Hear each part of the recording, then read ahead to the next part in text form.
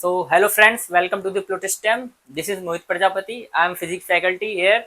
So last class में मैंने आपको यूनिट एंड डायमेंशन जो पहला चैप्टर है फिजिक्स का क्लास 11th का वो पढ़ाया था. तो आज मैं आपके लिए बेसिकली कुछ जेई मेन में आए हुए प्रीवियस क्वेश्चन लेके आया हूँ प्रैक्टिस के लिए. ठीक है. So this is the first question. A new unit alpha of length is chosen such that it is equal to the speed of light in vacuum.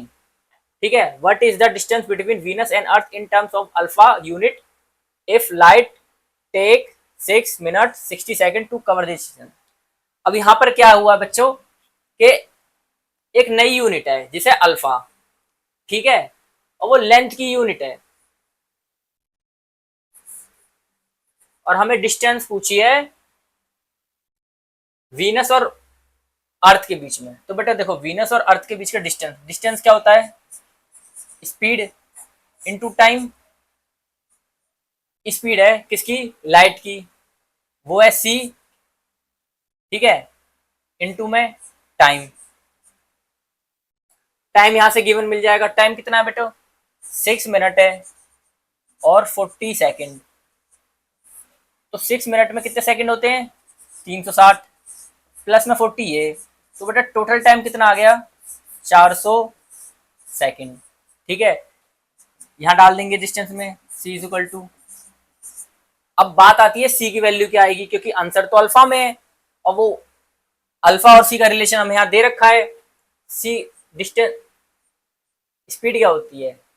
Distance upon में time. अब वो अब देखने वाली बात यह है ये अल्फा जो यूनिट है वो नई यूनिट है जो कि सी की टर्म में. तो c इज इक्वल टू यहाँ पे डी क्या है? लेंथ. और लेंथ की यूनिट दे रखी है अल्फा. और कितने टाइम में दे रखा है? 1 यूनिट के लिए. यूनिट का मतलब होता है 1. तो इसे टाइम से 1 से मल्टीप्लाई कर दिया. तो alpha is equal to c into 1. तो c की वैल्यू डाल देंगे हम यहाँ पर. अल्फा 400. तो बेटा डिस्टेंस क्या आया? डिस्टेंस आया हमारा 400 alpha. I hope you understand. ठीक है. Answer B. ये इस साल जे मेन का पेपर है जो आया था. Now the second question. ये भी 2026 जे मेन का आया हुआ क्वेश्चन है. Consider the equation h is equal to x P ये Q E R divide by में ये टाइम.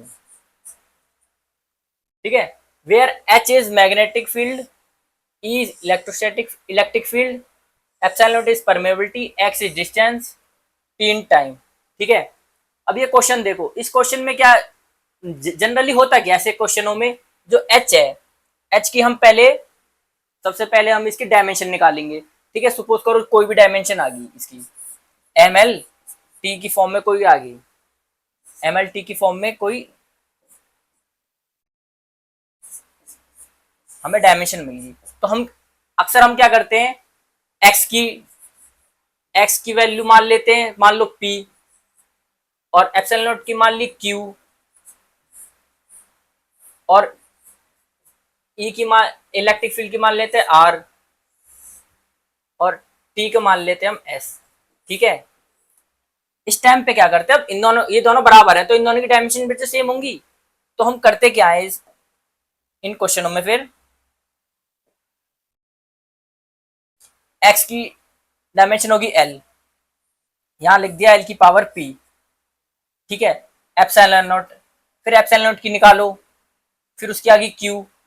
फिर इलेक्ट्रिक फील्ड की निकालो. फिर उसकी आगे r डिवाइडेड बाय में टाइम का. अब बच्चे देखो यहाँ पे जो डायमेंशन होंगी वो दोनों सेम होंगी. अब यहाँ करना क्या होता है? जो m की जितनी पावर है और यहाँ पर जितनी m की पावर आई वो सब इक्वल कर देंगे. फिर l की पावर, फिर t की पावर. बेटा 3-4 इक्वेशन बन जाएंगी. और 3-4 इक्वेशन को सॉल्व करने का मतलब है समझो आपके 5-10 मिनट गए. इतना टाइम मिलता है क्या जेईई मेन में? नहीं. तो क्वेश्चन में क्यों करवा रहा हूं ये वाला? बताने के लिए. ये क्वेश्चन स्टार्टिंग में करना नहीं होता. अगर आपको इसका शॉर्ट ट्रिक नहीं पता तो स्टार्टिंग में ऐसे क्वेश्चन नहीं करने होते, इसलिए मैं लेके आया हूँ। क्यों? क्योंकि ये बहुत लेंथी है। आप एक क्वेश्चन को 10 मिनट में करके सॉल्व 4 नंबर लोगे, उससे अच्छा 10 मिनट में अब 3-4 क्वेश्चन करके 15-20 नंबर ले लो। क्यों ऐसे क्वेश्चन करना? और करना भी है तो इस ऐसे क्वेश्चनों पे क्या टिक मार्क लगा दो, लास्ट में टाइम बच जाए तो करो, ठीक है। और इसकी शॉर्ट ट्रिक क्या है? इसकी बेटे शॉर्ट ट्रिक है hit and try. Direct solve नहीं करने हैं ऐसे क्वेश्चन, टाइम वेस्ट होगा और हमें टाइम बचाना है, टाइम मिलता है बहुत कम, ठीक है।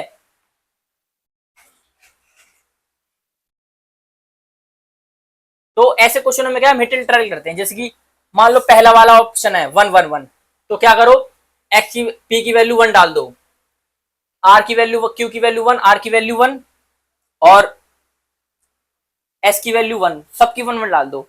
अब अगर आपका आंसर सही है हिट एंड ट्रायल से तो आपकी इक्वेशन मैच कर जाएगी, नहीं करी तो दूसरा। एटलीस्ट ये उससे तो आसान है। किससे? जब आप इनकी इक्वेशन बना के सॉल्व करोगे 3 इक्वेशन आ जाएंगी, 3 उनको थोड़ा कॉम्प्लिकेटेड हो जाता है, लंबी हो जाती है। इसलिए क्या ऐसे क्वेश्चनों को हिट एंड ट्रायल से करा करो, वैल्यू पुट करो आंसर पाओ, ठीक है। ऐसे क्वेश्चनों को ऐसे किया जाता है। अब ऐसा एक क्वेश्चन और आएगा शायद, चलो एक एक और दूसरा क्वेश्चन है जेई मेन, ये भी 2026 का आया हुआ क्वेश्चन है, ठीक है। जेई मेन का 6 अप्रैल पे evening shift, the percentage error in the calculated volume of a sphere if there is 2% error in its diameter measurement, ठीक है। इस ऐसे क्वेश्चनों में क्या होता है, अब देखो वॉल्यूम हमें पता है स्फीयर का, वो होता है 4/3 पाई आर क्यूब, ये होता है बेटा।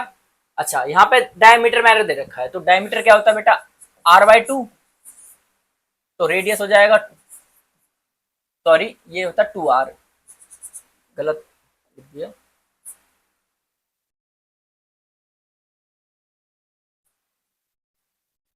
तो बेटा ये होता है 2r, रेडियस हो जाएगा d/2।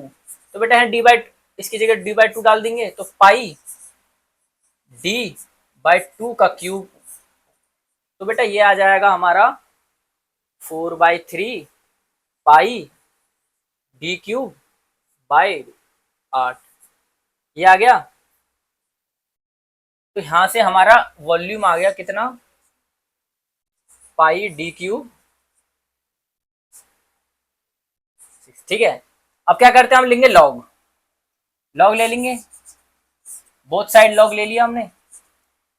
ये हो जाएगा log v is equal to log π/6 plus log d³। अच्छा बच्चे देखो, हमें पता है लॉग की प्रॉपर्टी, ये क्यूब है, इसकी पावर नीचे इधर आ जाएगी मल्टीप्लाई में 3, ठीक है। और अब मैं क्या करता हूँ, सोच रहा हूँ डिफरेंशिएट, ठीक है। डिफरेंशिएट करूंगा तो क्या आ जाएगा, dv/v इज इक्वल टू, ये कांस्टेंट है बेटा π/6, तो इसका डिफरेंशिएशन 0 आ जाएगा, प्लस इसका डिफरेंशिएट क्या आ जाएगा, थ्री कांस्टेंट बाहर आ जाएगा, तो आ जाएगा लॉग, सॉरी ये आ जाएगा हमारा d, capital D divided by में d, ठीक है। ये dv क्या है, चेंज, चेंज को, बड़े चेंज को मैं डेल्टा v लिख सकता हूँ, इज इक्वल टू 3, ये जाएगा डेल्टा d/d। अब देखो मैं इसको 100 से मल्टीप्लाई कर देता हूँ बोथ साइड, 100 से मैंने बोथ साइड मल्टीप्लाई कर दिया। बच्चा ये डेल्टा d/d क्या है, डेल्टा d है चेंज, ये है ओरिजिनल d, तो इसको मैंने इनटू से मल्टीप्लाई कर दिया तो क्या आएगा, चेंज इन परसेंटेज, और वो गिवन है बेटा 2%। तो मैं क्या लिख सकता हूँ, 3 इंटू डेल्टा d/d इंटू 100, ये जाएगा 2%।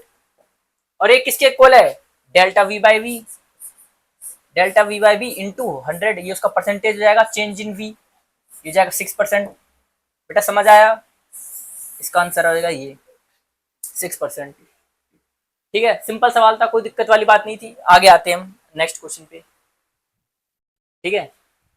अ physical quantity q is related to 4 observable, ठीक है, A B C D as follows, ठीक है। बेटा जो q है वो ए बी सी डी पे डिपेंड कर रहा है, और a की वैल्यू दे रखी है 60 +-3, ये एरर होता है, और 20 +-0.1 40, प्लस माइनस 0.2 और ये हो जाएगा डी हो जाएगा 50 प्लस माइनस 0.1।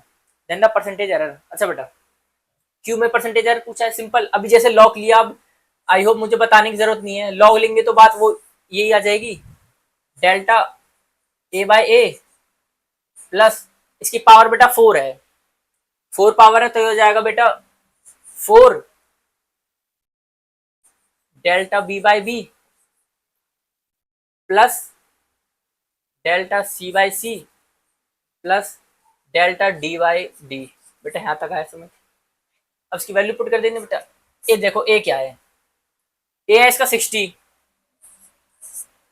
डेल्टा ए क्या है? चेंज इन है, ये 3 है, इधर इधर आ जाएगा 3 प्लस 4 टाइम्स बी क्या है बेटा? बी गिवन है 20 और डेल्टा बी क्या है? 0.1,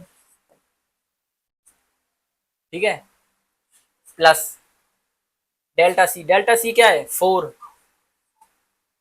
40 0.2 सी प्लस डेल्टा डी ये कितना है? ये जाएगा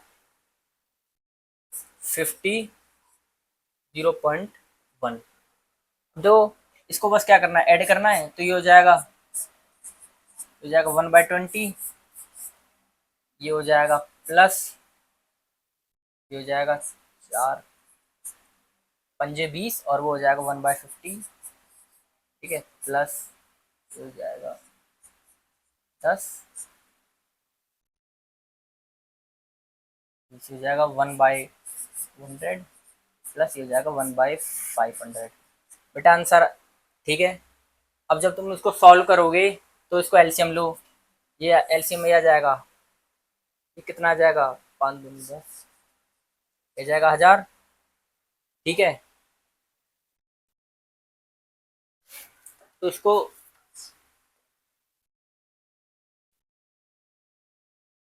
ठीक है, और फिर ये आ जाएगा 2 5 5 ये 10 15 तो 20, तो ये आ जाएगा आपका लगभग 77 0, ठीक है। परसेंटेज एरर क्या आया इसका? 77/1000। बेटा ये इसका आंसर आया। और यहाँ पे पूछा क्या? एक्स की वैल्यू इसके फॉर्म में आया, तो एक्स की वैल्यू क्या है बेटा? 7700, ठीक है। क्वेश्चन क्लियर है, आसान था ये भी। नेक्स्ट क्वेश्चन, ये भी सिंपल है। प्लैंक कांस्टेंट दे रखा है, ग्रेविटेशन कांस्टेंट, स्टीफन कांस्टेंट और बोल्ट्जमैन कांस्टेंट, ठीक है। बेटा इसके लिए आपको फॉर्मूले पता होना चाहिए। इन क्वेश्चन आप फॉर्मूले नहीं पता नहीं कर सकते। जैसे कि प्लैंक कांस्टेंट, प्लैंक कांस्टेंट क्या होता है? जैसे प्लैंक कांस्टेंट को एनर्जी की फॉर्म में लिख सकते हैं, energy is equal to h by lambda, ये होता है प्लैंक कांस्टेंट, ठीक है।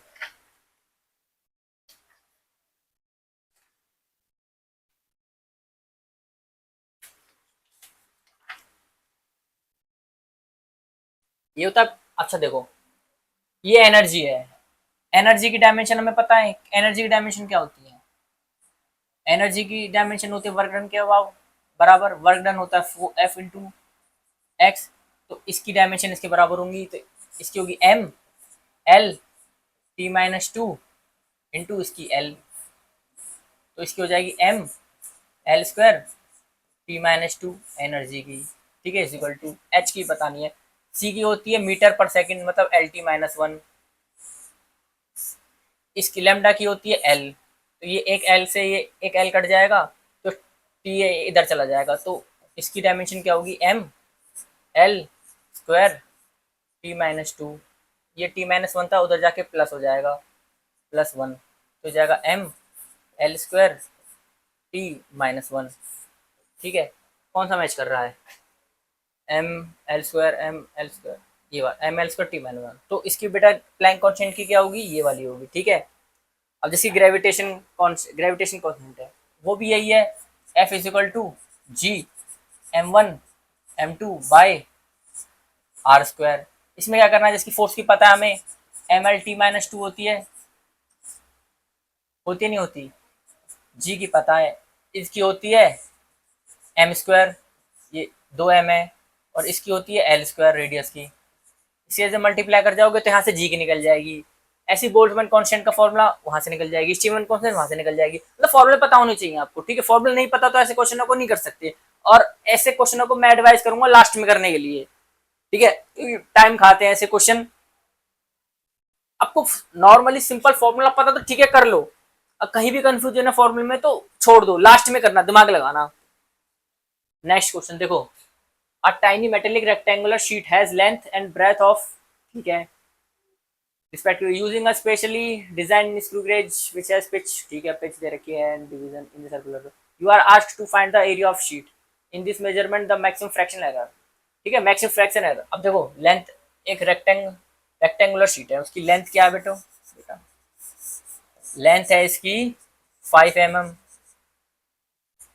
और ब्रेथ है इसकी,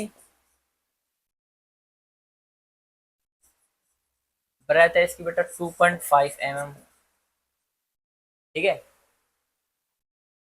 पिच लेंथ दे रखी है इसकी इतनी। अच्छा बेटा इसका लीस्ट काउंट क्या होगा फिर? लीस्ट काउंट वही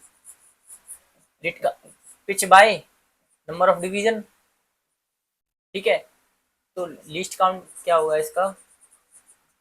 पिच लेंथ है इसकी 0.75 डिवाइड बाय में 15, ये हो जाएगा बेटा 115, हो जाएगा बेटा 0.05 mm। ये बेटा ये होगा लीस्ट काउंट। लीस्ट काउंट का मतलब है इसमें इतना ही मैक्सिमम एरर आ सकता है, ठीक है। तो ये बोला है कि मैक्सिमम एरर, एरर मैक्सिमम कितना आएगा? अच्छा एरिया का फॉर्मूला क्या होता है बेटा? Length into breath.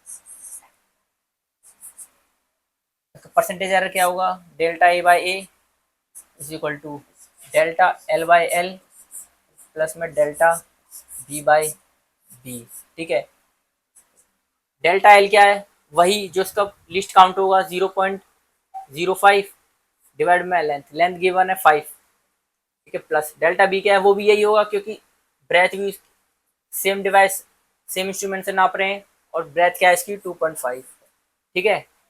सॉल्व करोगे तो आंसर आएगा तुम्हारा ये 100 इधर आ गया, ये 100 इधर आएगा, ये जाएगा 5 2 पे गया, फिर 5 5 पे गया, ये 1/100 प्लस में 2/100, तो ये आ जाएगा बेटा 3/100। पूछा क्या है बेटा? एक्स पूछा है, तो आंसर आ जाएगा 3, ठीक है। यहाँ तक कोई डाउट? ठीक है, अगला क्वेश्चन, अब physical quantity C is related to 4 other quantity, the percentage error in the measurement of P R this respectively the percentage error in this. Same question है, ये भी ऐसे करना है, ठीक है। सी की वैल्यू क्या है इसमें? P Q square divided by में R cube under root S, S है ना, हाँ क्यूब, ठीक, हाँ।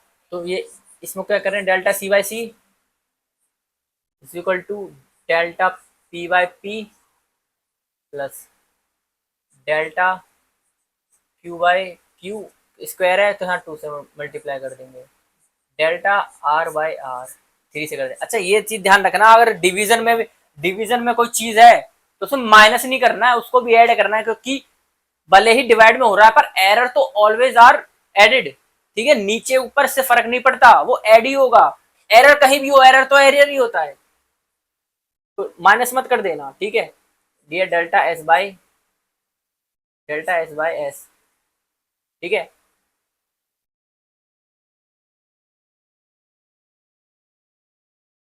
ठीक है, अच्छा ये अंडर रूट में था s/2 s, तो इसके डिवाइड बाय 1/2, क्योंकि अंडर रूट का मतलब होता है पावर 1/2। इस पूरे को 100 से मल्टीप्लाई कर दूं मैं, इस पूरे को, तो ये इसके delta P by P into 100 बन गया, वो delta Q by Q into 100, तो इंटू 100 वो परसेंटेज एरर बन जाएगा, और परसेंटेज एरर दे रखा है delta P by P, percentage error in P में दे रखा है 1, ठीक है, प्लस 2, क्यू में दे रखा है 2 प्लस 3 इंटू आर में दे रखा है 3 प्लस लास्ट वाला एस में दे रखा है 2, तो 2 इंटू 1/2। तो बेटा ये कितना आया? ये आ गया 1, तो ये हो गया 4, 3 तिया 9 10, 3 तिया 9 10 14 15, 15 और 15 आया इसका, ठीक है। तो परसेंटेज एरर कितना आया इसका? 15,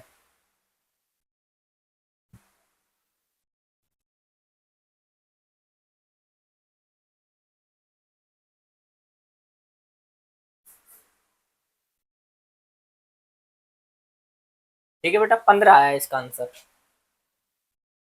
नेक्स्ट क्वेश्चन, ये भी ये पिछले साल का है, 2000, इससे पिछले वाला कौन सा था, ये 25 25 के चल गए अब। ये 2025 का है, जेई मेन का क्वेश्चन, ठीक है। The least count of a screw gauge is this, the pitch is increased by this and the number of division on the cylinder is decreased by this and you, ठीक है बेटा। Least count है जो,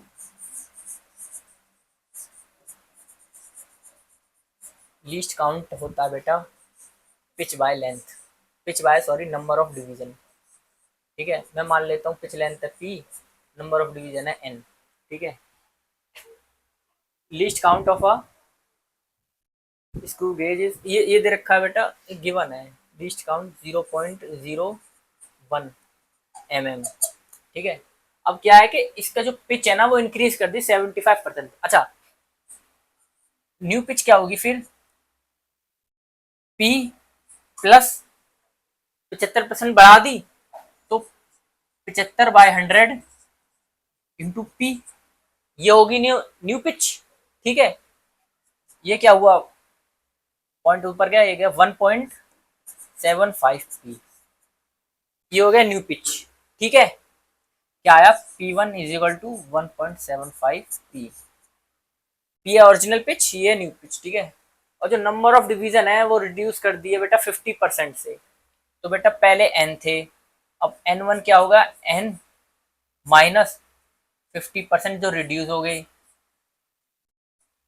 तो बेटा ये क्या हुआ, ये हो गया 0.5 n, ये हो गया N1। N1 और P1 इनकी वैल्यू बेटा हमें इन टर्म ऑफ पी और एन पता लग गई। अब लीस्ट काउंट, नया वाला लीस्ट काउंट क्या होगा, नया वाला लीस्ट काउंट ये होगा बेटा P1 डिवाइडेड बाय में N1, नया वाला। P1 क्या है बेटा, ये है तुम्हारा 1.75 P, और N1 क्या है हमारा 0.5 N, तो बेटा ये आ जाएगा ऊपर, ये 1.5, ये आ जाएगा इंटू में 2, ठीक है। ऊपर चला गया ना, ये हाफ था ये, और इंटू में पी बाय एन, ये पी बाय एन की वैल्यू हमें यहाँ से मिली, क्वेश्चन में गिवन थी 0.01, बेटा यहाँ से निकल जाएगा। अब क्या है कि पर एम में पूछा है, ठीक है, मतलब 10⁻³ इसमें पूछा है, तो इसके पॉइंट को इधर शिफ्ट कर देंगे तो ये लगभग आ जाएगा कितना, आ जाएगा 2×5 = 10, 2×7 = 14 और 1 15, 2 और 1 3, ये बेटा आ जाएगा 350, ठीक है, ये आ जाएगा, ठीक है। अब अगला क्वेश्चन सिंपल है, कोई दिक्कत वाली बात नहीं है, ठीक है। ये है जेई एडवांस का क्वेश्चन, ठीक है, दो पिछले साल का जो जेई एडवांस में आया था, आईटी एडवांस, ठीक है। इसको देखो, इस क्वेश्चन को,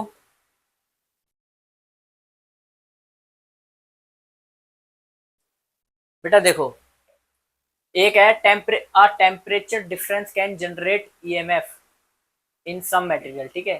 टेम्परेचर डिफरेंस है वो एक मटेरियल में ईएमएफ को जनरेट करता है, ईएमएफ मतलब वो वोल्टेज डिफरेंस, सिंपल।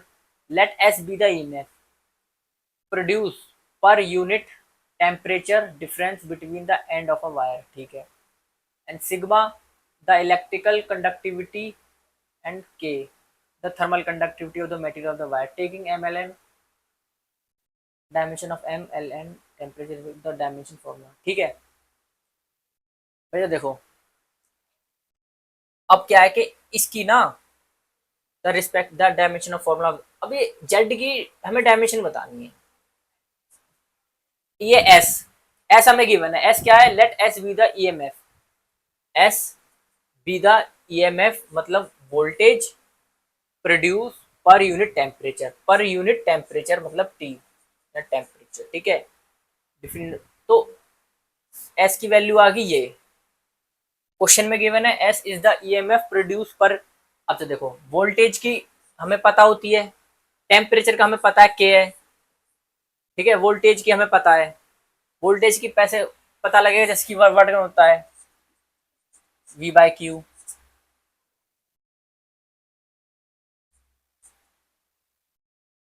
ठीक है, फॉर्मेशन पता लग जाएगा इसकी। अब अगला है sigma the electrical conductivity and के इज द थर्मल कंडक्टिविटी। तो सिग्मा की हमें पता होती है, इसकी डायमेंशन लिखेंगे यहाँ पर, सिग्मा की लिखेंगे यहाँ पर, और फिर और किसकी लिखनी है यहाँ पर, ये क्या है, के कहाँ है यहाँ पर, सिग्मा हो गया, हाँ के की एरी, के क्या है, के है थर्मल कंडक्टिविटी। तो इन सब की बेटा डायमेंशन लिखेंगे, डायमेंशन लिखने के बाद सॉल्व करेंगे। अब जिसकी गिवन है सिंपल, देखा हमें पता है, मान लो जिसकी एस की होती है, इसकी होती है एम, इसकी M L T minus two, और ये होता है इसका ए टी ए टी, ठीक है। और इलेक्ट्रिकल कंडक्टिविटी इसकी भी होती है, जिसकी एम एल टी टू, इसकी भी ऐसी होती है, और ये थर्मल कंडक्टिविटी। तो क्या है, अब यहाँ पे जितने भी एम आए उनको सॉल्व करना है, फिर जितने एल आए उनको सॉल्व करना, टी आए उनको सॉल्व करना, फिर जो टेम्परेचर के लिए आया और जो करंट के लिए आया उनको करना है। मतलब एडवांस के सिंपल सवाल है, इसमें कोई दिक्कत वाली बस बात ये है, आपको पता होना चाहिए, ठीक है। एस समझ आना चाहिए, एस क्या है, एस क्या है, वोल्टेज पर टेम्परेचर, ठीक है। थर्मल कंडक्टिविटी इसका फॉर्मूला पता होना चाहिए, ठीक है। और दूसरा क्या है, इलेक्ट्रिकल कंडक्टिविटी, उसका पता होना चाहिए। पता है तो इसकी फॉर्म में लिखो डायमेंशन और सॉल्व करो। ये भी मैथ का सवाल है, फिजिक्स का नहीं रहा। फिजिक्स में बस ये आपको ये पता होना चाहिए, S is equal to voltage by temperature, ये पता, और कंडक्टिविटी का फॉर्मूला पता होना चाहिए, और इलेक्ट्रिकल कंडक्टिविटी। सॉल्व करो, आंसर पाओ। अब मान लो यहाँ पे एम की वैल्यू 1 आई, यहाँ पे 1 आई, और यहाँ पे आई 2 आ गई मान लो, तो 1 2 3, तो एम की टोटल आ जाएगी 0 या फिर 1, मतलब जो भी आएगी सॉल्व करना है, ठीक है। इसमें ज्यादा कुछ करना नहीं है, सिंपल सवाल है, बस आपको फॉर्मूले पता होना चाहिए। फॉर्मूले पता है तो कर लोगे, नहीं पता तो नहीं कर पाओगे, ठीक है। नेक्स्ट क्वेश्चन, ये भी जेई एडवांस 2025 का है, पिछले साल का क्वेश्चन देखो। Figure 1 show the configuration of the main scale before measurement, figure show the configuration of the measurement of diameter, ठीक है। ये था मेजरमेंट से पहले, जो मेजरमेंट से पहले हमारा जो वर्नियर स्केल था उसका है, और ये था मेजर करने के बाद कहाँ आया। अच्छा सुनो, सबसे पहले हमें इसके बारे में पता होना चाहिए, ठीक है। ये कितना है,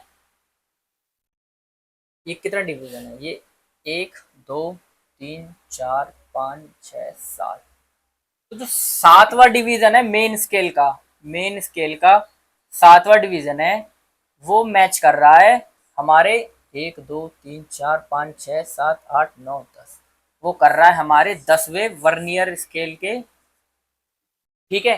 ये चीज समझ आई 10वें। अब देखो रीडिंग पूछ रहा है किसकी, द वैल्यू ऑफ डायमीटर। अब देखो यहां से लेके यहां तक तो 1 है, यहां से लेके यहां तक तो 1 है। अब बात आती है ये वैल्यू क्या होगी, ठीक है।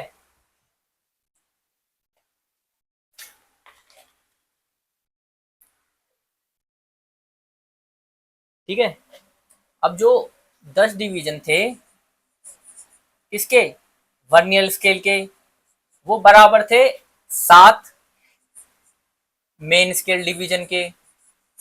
तो बेटा एक डिवीजन, उसकी वैल्यू क्या आएगी, जो वर्नियर स्केल का एक डिवीजन था उसकी वैल्यू आएगी बेटा 7/10 इंटू में 0.7 mm, ठीक है बेटा, ये हुआ। और अब इस केस में जो रीडिंग है, देखो ये तो सबको दिख रहा है नॉर्मल है, मेन स्केल की रीडिंग है 1 mm, ठीक है। अब ये वाली जो रीडिंग होगी वो वर्नियर स्केल के थ्रू नापी जाएगी, मेन स्केल के नहीं, वर्नियर। अब ठीक है, तो वर्नियर स्केल की जो रीडिंग होगी वो होगी 1 माइनस 0.7 mm।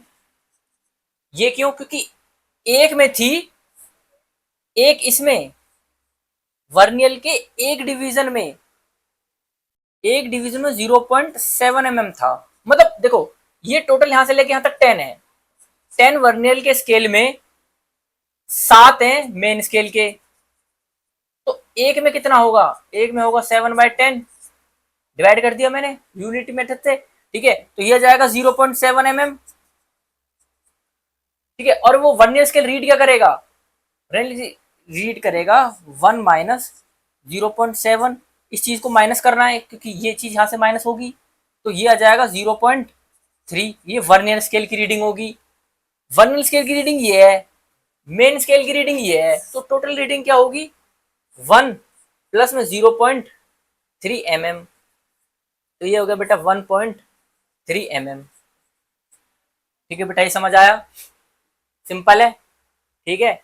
बस इस चीज का ध्यान रखना है कि अच्छा ये जरूरी नहीं है 7 हो कुछ भी हो, बस आपको ये पता होना चाहिए, पहले तो आपको मैच करना है स्टार्टिंग में मैच करना है कि भाई कितना मेन स्केल का रीडिंग कितने वर्नियर स्केल से मैच कर रही है, यहाँ वाला वैल्यू, ठीक है। अगर मान लो यहाँ होता तो ये हो जाएगा 8, ये 8 फिर 0.8 माइनस हो गया, फिर आता 1.2, ठीक है। नेक्स्ट क्वेश्चन, ये जेई एडवांस का क्वेश्चन है 2024 का, ठीक है। A dimensional quantity is constructed in term of electric charge, permittivity of free space, Planck constant at speed of light, the dimension quantity return है, ठीक है। अच्छा इस if the dimensionless quantity is return as, अच्छा देखो ये दे रखा है ई है जो ई की पावर अल्फा, एप्सिलॉन नॉट की पावर बीटा, एच की पावर गामा और सी की पावर लैम्डा, ये बोला कि भाई ये डायमेंशनलेस है, ठीक है। If the expression quantity as, ठीक है, ये है डायमेंशनलेस। अच्छा डायमेंशनलेस क्वांटिटी है तो इसमें जो बेटा इसकी जो मैं डायमेंशन लिखूंगा वो एम एल टी के फॉर्म में आएगा, इसमें लिखूंगा वो भी आएगा, यहाँ भी आएगा, यहाँ भी आएगा। मान लो यहाँ एक एम है, यहाँ मान लो एक और एम है, यहाँ एक एम है, यहाँ भी एक एम है, तो इन चारों एम का सम बेटा जीरो आना चाहिए, क्योंकि डायमेंशन का फॉर्मूला क्या होता है डायमेंशनलेस का, L zero M zero L zero L T सब जीरो होता है, ठीक है। अब ये बोला कि अगर ये डायमेंशन लेस है, अगर ये डायमेंशन लेस है तो बेटा अल्फा बीटा गामा इनकी वैल्यू बताओ। अच्छा ऐसे क्वेश्चनों को मैंने क्वेश्चन क्यों उठाया, ये फिर वही वाली बात, ये टाइम बर्बाद करने वाले क्वेश्चन। क्यों बेटा, पहले इसकी डायमेंशन निकालो, फिर इसकी, फिर इसकी, फिर इसकी, उनकी बेटा पावर बनाओ A B alpha beta gamma, फिर बेटा इनकी इक्वेशन बनाओ, 4 इक्वेशन बनेंगी, 3 इक्वेशन 4 इक्वेशन बनेंगी, और फिर उनको सॉल्व करो, टाइम बर्बाद जाएगा। इससे अच्छा क्या करना है, कुछ मत मानो, सबसे पहले तो एन है ना, एन खराब लग रहे हैं, एन की वैल्यू 1 कर दो, पुट कर दो 1, तो ये जाएगा 2, ये -1, ये -1, ये -1, अब अच्छा लग रहा है, एन तो बेकार लग रहा था। ऐसे क्वेश्चनों में जब सब वेरिएबल एक ही की फॉर्म में हो उसकी वैल्यू पुट कर दो 1, ठीक है। अब ऐसे यहां भी कर दो 1 -1 -2 -1, पुट करने से क्या होगा, अब आपको सिंपल आसान चीज दिखेगी, भाई 1 है 2 है -1 -1 -1, क्या करना है, इसको उठाओ पुट कर दो हिट एंड ट्रायल, इसको तुमने हटा के पुट करा तो सबकी वैल्यू मिक्स करके M zero L zero T zero आएगी। सॉल्व करना है क्या ऐसा पूरा लेके, नहीं, टाइम बर्बाद होगा, क्यों, क्योंकि बेटा 4 इक्वेशन बनेंगे, उससे अच्छा है इनके ऑप्शनों को टिक करो, उन 3 इक्वेशनों को तुम सॉल्व करोगे, ठीक है, 3-4 इक्वेशन को टाइम बर्बाद जाएगा, इससे अच्छा इनमें से कोई 3 उठा के सॉल्व करो। मान लो पहला उठा के आपने इसमें पुट कर दी वैल्यू और सॉल्व हो गया, आपका काम बन गया, कहीं कुछ करने की जरूरत ही नहीं। मान लो ये इससे काम नहीं बना तो दूसरी वैल्यू पुट करो, काम बन गया तो ठीक है, अब तीसरी डालो, 3 ही चेक करनी है, तीसरी चेक करने के बाद भी आंसर नहीं मिला, समझ लो कॉमन सेंस से चौथा आंसर है, चौथा चेक करने की जरूरत है कि नहीं, और तीन ही ऑप्शनों को चेक करना है तीनों, पर वहां पर क्या है, वहां पर भी 3-4 इक्वेशन होंगी, अब यहाँ पे सिंपल तुम पुट करोगे, ये आसान है। अब तुम वहां पे ए बी सी डी पता नहीं क्या 4 इक्वेशन सब ऐसे करते, पर मैं नहीं करता, मैं तो देखो अपने टाइम में यही करता था, जो मेरा एग्जाम था ऐसे क्वेश्चन क्या करता था, एक तो लास्ट में करता था क्योंकि टाइम कंज्यूमिंग है और टाइम हमारे पास इतना होता नहीं है, ठीक है, तो लास्ट में करते थे, और करते भी कैसे थे, इनकी वैल्यू कर दी पुट 1 और फिर उसमें हिट एंड ट्रायल से इनकी वैल्यू डाल दी, ठीक है। अब जैसे कि देखो इलेक्ट्रिक चार्ज है, इलेक्ट्रिक चार्ज ही है, इलेक्ट्रिक चार्ज की वो क्या होती है, जिस करंट का फॉर्मूला होता है Q by time, electric charge की यूनिट क्या होगी, करंट की होती ए, टाइम की होती है टाइम टी, तो ए टी, क्यू की आ गई ए टी, तो बेटा इसकी जगह डाल दो ए टी, इलेक्ट्रिक चार्ज की जगह, और अल्फा, अल्फा की जगह क्या डालना है मेरे को, 2 डाल दूंगा पहले ऑप्शन की जगह, ठीक है, एटी मिल गए। ऐसी मैं यहाँ परमिटिव और फ्री स्पेस वो कैसे निकालू, जैसे कि फोर्स होता है K Q two by R square, K की वैल्यू तो 1/4 पाई एप्सिलॉन नॉट, इसकी फोर्स की पता है मैं M L T minus two होती है, चार्ज की पता है, डिस्टेंस की वजह सबकी पता है, यहाँ से एम एप्सिलॉन नॉट की निकल जाएगी, फिर उसको यहाँ डालो, फिर ठीक है, स्पीड ऑफ लाइट उसकी पता है एल टी माइनस वन होती है, ठीक है।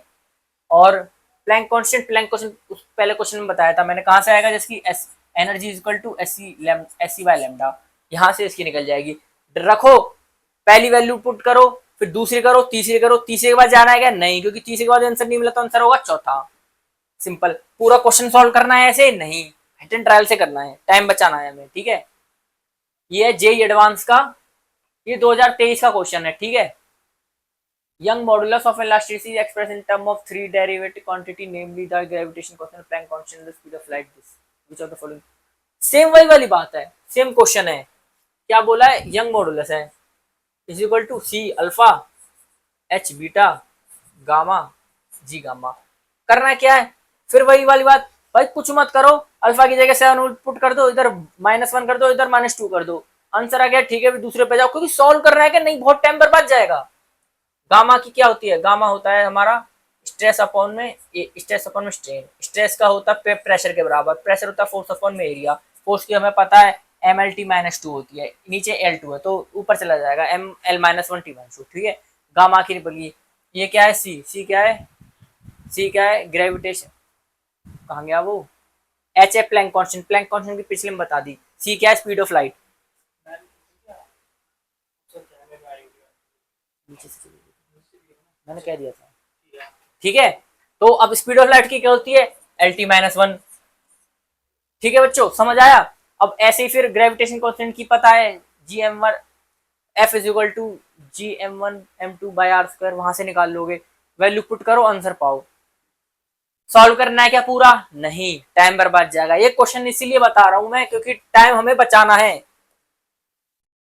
अगर आपकी, हाँ, अगर आपकी कैलकुलेशन, देखो मैथ बहुत स्ट्रांग है ना आपकी, कि आप मिनटों में कैलकुलेट कर लेते हो, तो ठीक है, कोई बात नहीं, सॉल्व करो, पर मेरा सजेशन यही रहेगा, तो मैं तो ऐसे ही करता था। ये भी देखो जेई एडवांस का क्वेश्चन है 2024 का, the dimension of a cone, the dimension of a cone are measured using a scale with least count, ठीक है, लीस्ट काउंट ये रहा, the diameter of base and the length, ठीक है, the maximum percentage error dimension, ठीक है।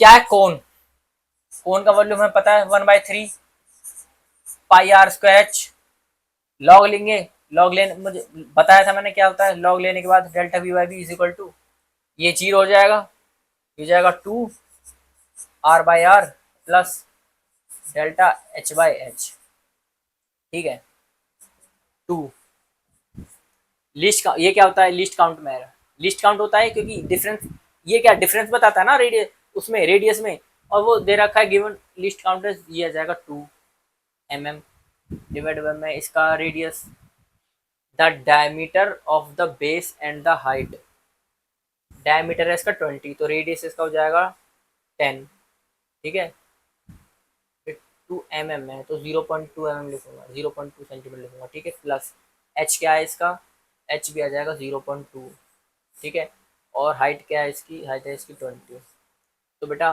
Maximum पूछा है इसमें परसेंटेज एरर, ठीक है, ये क्या हो जाएगा फिर, ये हो जाएगा 2, तो बेटा ये आ जाएगा 200, 4 8 प्लस में 2 हो जाएगा 10 बेटा आएगा 1/20, ठीक है। अब एरर पूछा, परसेंटेज पूछा तो 100 से मल्टीप्लाई कर दो, तो बेटा आंसर आया 5%, ठीक है, क्लियर है। देखो जेई एडवांस का क्वेश्चन है, बहुत लोग डरते हैं जेई एडवांस इतना टफ है, नहीं, जितने भी जेई एडवांस के लिए टफ थे क्या, नहीं, बस कैलकुलेशन टफ थी।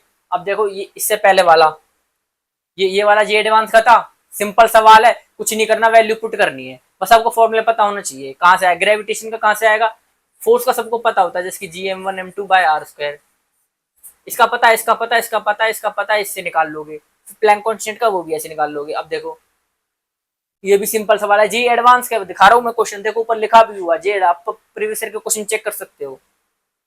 देखो ये भी एडवांस का, ये भी सिंपल है, कितना सिंपल है। ये भी एडवांस का सवाल है, ये भी सिंपल है, बस कैलकुलेशन है। देखिए ये हो गए मेंस की। तो बेटा ये हमारे हो गए कुछ क्वेश्चन जेई मेंस और जेई एडवांस के। यूनिट एंड डायमेंशन में क्या है कि क्वेश्चन इतने टफ नहीं आते। अब थ्योरी देखो मैंने पहले करा दी थी, अब बात आती है क्वेश्चनों की। अब क्योंकि क्वेश्चन क्यों लेके आऊं, क्योंकि सिर्फ देखो पढ़ना जरूरी नहीं है, पढ़ते सब है, टाइम सबको बराबर मिलता है। बात ये पेपर अटेम्प्ट कैसे करना है। टाइम सबको बराबर मिलता है। बहुत लोग होते हैं जिनको भाई बहुत कुछ आता है पर उनके नंबर कम आते हैं क्योंकि उनको पेपर करने की स्ट्रेटेजी नहीं पता। ठीक है, अब जिसकी मैंने आपको कुछ क्वेश्चन दिखाए, मैंने आपको क्वेश्चन सिंपल बताया कि भाई वहां वो क्वेश्चन है आप उससे नॉर्मली सॉल्व कर सकते हो, पर मैंने बोला भाई 4 ऑप्शन दिए हुए हैं उनमें से 3 का यूज करके आंसर तक पा सकते, 3 तक जा सकते, क्योंकि जब इक्वेशन बनाओगे ना तुम 3 4, उससे कम समय में ये बन जाएगा। क्योंकि मैं तो देखो ऐसे ही करता हूँ। हाँ, अगर ऑप्शन नहीं दे रखे सब्जेक्ट है तो बेटा ऐसे करना पड़ेगा, पर ऑप्शन दे रखे तो यूज करो ना, सिंपल सी बात है। तो इतना इतना दिक्कत क्यों लेनी, जब क्वेश्चन आसानी से हो रहा है तो इतना कॉम्प्लिकेटेड क्यों बनाना। क्योंकि देखो ये स्ट्रेटजी होती है, आपको पता होना चाहिए कि पेपर करना कैसे है, अटेम्प्ट कैसे करना है। और जो बहुत टफ क्वेश्चन होते हैं ना, कैलकुलेशन बहुत ज्यादा होती है, भले ही आपको आता है उसे छोड़ देना है। जिद नहीं पकड़ के बैठी नहीं मैं तो करके रहूंगा। मान लो एक क्वेश्चन है आपको आ नहीं रहा है, आपको पता है कि आप कर सकते हो पर टाइम ले रहा बहुत ज्यादा, क्या करो, टिक लगाओ, आगे बढ़ो। ठीक है, जब बाद में टाइम मिलेगा लास्ट में सारे क्वेश्चन हो जाएंगे, आओ उस पन्ने पे टिक वाले जितने भी क्वेश्चन होंगे उनको फिर से करो, क्योंकि अब सारे इससे क्या होगा कि आसान क्वेश्चन सारे हो जाएंगे, आप पहले क्वेश्चन से लेकर लास्ट क्वेश्चन तक सब देख सकते हो। पर दिक्कत क्या होती है जब स्टार्टिंग से जिद पकड़ के बैठ जाते हैं ना कि नहीं यार मुझे तो आता है मैं करूंगा, तो लास्ट के कुछ 10 15 या 20 क्वेश्चन जो ऐसे होते हैं जिनमें कुछ क्वेश्चन ईजी होते हैं वो हमसे रह जाते हैं, और क्या होता है एट दी एंड नंबर कम आते हैं। ठीक है, वही वाली बात है, एक क्वेश्चन में तुम 10 मिनट लगाओ, उससे अच्छा ना 10 मिनट में 3 4 क्वेश्चन कर लो। 10 मिनट लगाने क्यों है, टाइम बर्बाद क्यों करना है, जिद क्यों पकड़नी कि भाई मेरे तो ये क्वेश्चन करके रहूंगा। जब नहीं हो रहा, टाइम लग रहा है तो मत करो, लास्ट के लिए छोड़ो। ठीक है, हाँ वो वाली बात है, अगर भाई कोई किसी ने कोई ज्यादा तैयारी नहीं की तो उससे तो वो तो फिर जो जो मिले कर लो, पर बाकी जो तैयारी वाले हैं उनको तो स्ट्रेटजी देखनी पड़ेगी। ठीक है, मैं तो देखो ऐसे ही करता था, 3 बार में पेपर करता था। पहली बार में जो जो आते हैं एक बारी में हो जाए 1 मिनट के अंदर कर देता था, जहां लगता था कभी टाइम लगेगा टिक लगाया आगे बढ़ो। क्योंकि आसान क्वेश्चन नहीं छोड़ने चाहिए, जो इजी क्वेश्चन है वो होता है कई बार लास्ट में मिल जाते हैं। ठीक है, तो आज के लिए इतना काफी है। अब अगली बार मैं काइनेमेटिक्स के ऊपर लेके आऊंगा, पहले उसकी थ्योरी पढ़ाऊंगा, उसके बाद फिर मैं लेके आऊंगा ऐसे ही जैसे जेई मेन के क्वेश्चन है, जेई मेन और नीट के क्वेश्चन। ठीक है, और जेई एडवांस के भी। तो आज के लिए इतना काफी है, थैंक यू, बाय, फिर मिलते हैं।